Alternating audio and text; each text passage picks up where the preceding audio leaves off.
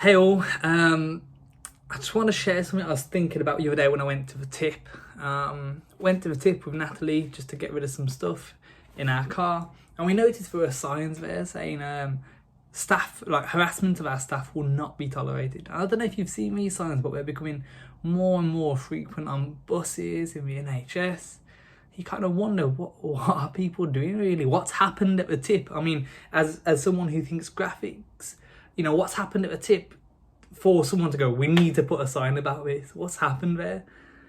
In many public spaces, you see, even in Specsavers, who loses it over a pair of glasses?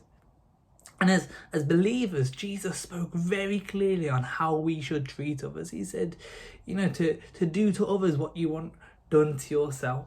And that's obvious for us as believers, that's what we should follow.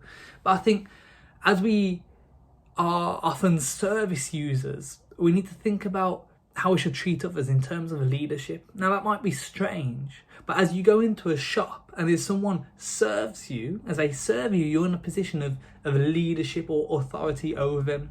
The idea of the customer is always right. Well, if that's true in your customer, you have a position of power in that situation. And I think often Christians, we can know how we should treat others, but when we get into a position of like, I'm the wronged customer, I think it can turn kind of nasty. I don't know about you.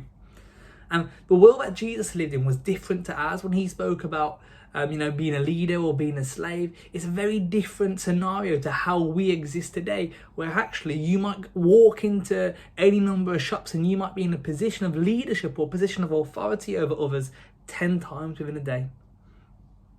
As I said, every time we walk into a shop, we've got a level of authority over the person in front of us. And how should we treat them? How should we act in such a scenario? Well, in Matthew 20, Jesus says, he calls the disciples together in verse 25. So Matthew 20:25, he says, you know that foreign rulers like to order their people around, and their great leaders have full power over everyone they rule, but don't act like them. If you want to be great, you must be the servants of all. And if you want to be first, you must be the slave of the rest. The Son of Man, speaking about himself, the Son of Man did not come to be the slave master, but a slave who will give his life to rescue many people. It seems like a banal question, but how would Jesus act as a customer in a shop? How would Jesus be in Tesco? I want you to think on that this week, and as you go out and as you might go into a shop, you might see things that aren't kind of as you would want them.